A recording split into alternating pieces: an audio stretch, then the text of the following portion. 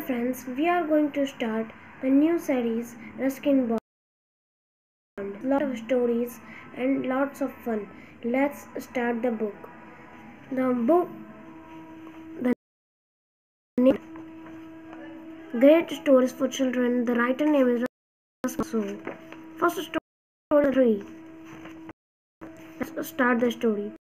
One day, when Rakesh was 6, he was home from the Mussoorie bazaar eating cherries. Rakesh अपने घर से बाहर निकला मसूरी बाजार eating cherries.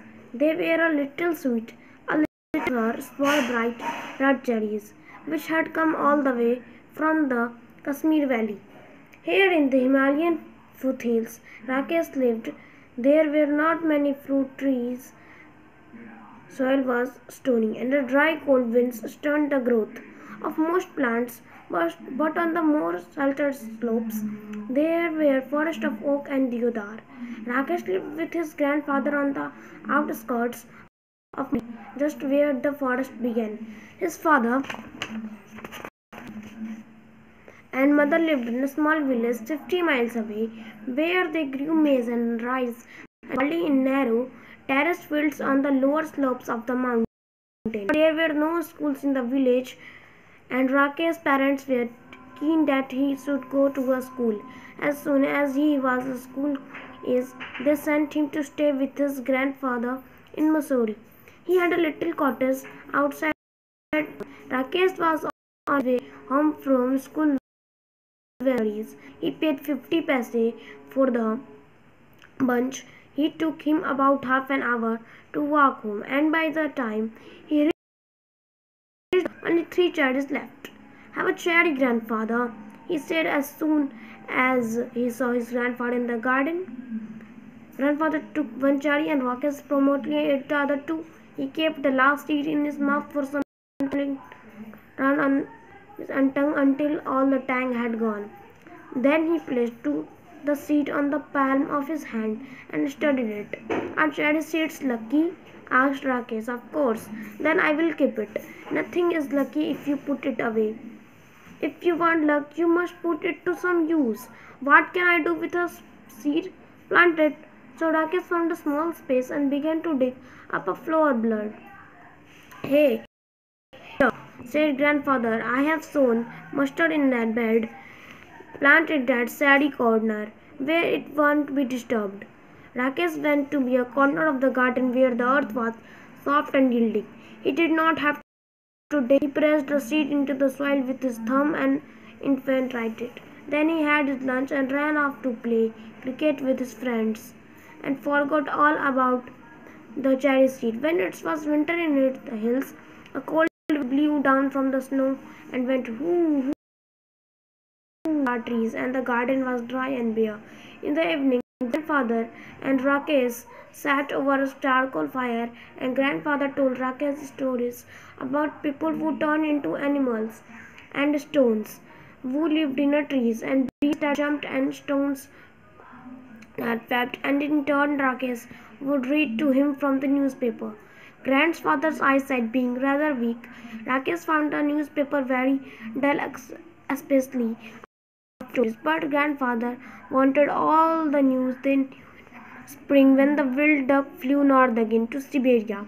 Early in the morning, when he got up to chop wood and light a fire, Rakesh saw the V-shaped formation streaming northward. Also birds carrying clearly through the thin mountain air. Next page. One morning in the garden, he bent to pick up what he thought was a small twig and found to his surprise that it was well rooted. He started as if for a come and look, the cherry tree has come up. What cherry tree? Asked grandfather, who had forgotten about it. A seed we planted last year. Look, it's come up. Rakesh went down on his haunches while grandfather bent double and peered down at teeny 4 inches high. Yes, it's a cherry tree, said grandfather. You should water it now and then. Rakesh ran indoors and came back with a bucket of water. Don't, said grandfather. Rakesh gave it a sprinkling and encircled it with pebbles. What are the pebbles for? Asked grandfather. For privacy, said Rakesh. He looked at the tree very evening, but it did not seem to be growing very fast, so he stopped except quickly out of the corner of his eye. And after a week or two, when he allowed himself to look at it properly, he found that he had grown at least an inch. That year the monsoon rains came early, and Rakesh plodded to and from school in a raincoat and chappals. Ferns sprang from the trunks of trees. Strange-looking lilies came up in the long grass, and even when not raining, the trees dripped and mist came curling up the valley. The cherry tree grew up in the season. It was about 2 feet high. When a goat entered the garden and ate all the leaves, only the main stem and two thin branches. Never mind, said grandfather, seeing that Rakesh was upset. It will grow again. Cherry trees are tough. Towards the end of the rainy season, new leaves appeared on the tree. Then a woman cutting grass scrambled down a hillside, her scythe swishing through the heavy monsoon foliage. She did not try to avoid the tree. One sweep and the cherry tree was cut in two. And grandfather saw what had happened. He went after the woman, scolded her. But the damage could not be repaired. Maybe it will die now, said Rakesh. Maybe, said grandfather. But the cherry tree had no intention of dying. By the time summer came round again, it had sent out several new shoots with tender green leaves. Rakesh had grown taller too. He was 8 now, a sturdy boy with curly black hair and deep black eyes, blackberry as grandfather called them. That monsoon Rakesh went home to the village to help his father and mother with his planting and plowing and sowing. He was thinner but stronger when he came back to grandfather's house at the end of the rains to find that the cherry tree had grown underfoot. It was now up his chest, even where there was rain. Rakesh would sometimes water the tree. He wanted it to know that he was there. One day he found a bright green praying perched on a branch, peering at him with blugging eyes. Rakesh let him remain there. It was the cherry tree's first visitor. The next visitor was a hairy caterpillar who started making a meal of the leaves. Rakesh removed it quickly and dropped it on a heap of dry leaves. Come back when you are a fly, he said. Winter came early. Cherry tree bent low with the weight of snow. Filled mist south in the roof of the cottage. The road from valley was blocked, and for several days there was no newspaper, and his mate grandfather would come grumpy. His stores began to in fact it was a Rakesh's birthday. He was 9 and the tree was 4, but almost as tall as Rakesh. When the sun came out, grandfather came into the garden to let some warmth get into my bones. He stopped in the front of the cherry tree, started it for a few moments, and then called out, Rakesh, come and look. Come quickly before it falls. Rakesh and grandfather gazed at the tree as though it had performed a miracle. There was a pale pink blossom at the end of a branch. The flowing there was more blossoms, and suddenly the tree was taller than Rakesh, even though it was less than half his age, and even it some of the oak trees. But Rakesh had grown too.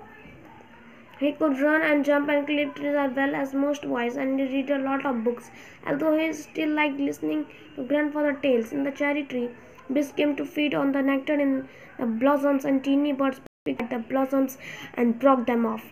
But the tree kept blossoming right through the spring, and there were always more blossom than birds. That summer, were small cherries on the tree. Rakesh tasted one and spat it out. It's too sour, he said.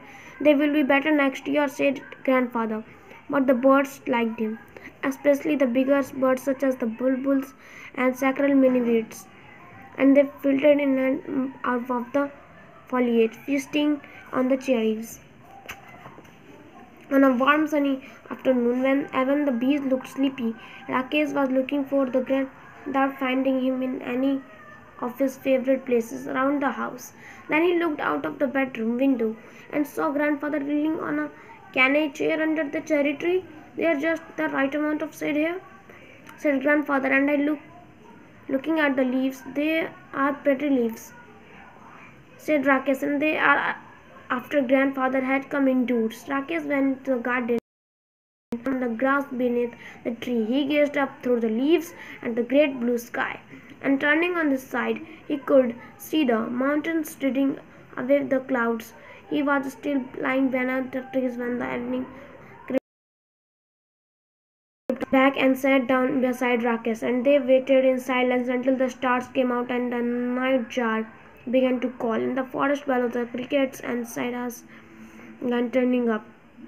Suddenly, the trees were full of the sound of insects. There are so many trees, said Rakesh. We are so special about this tree. Why do we like it so much?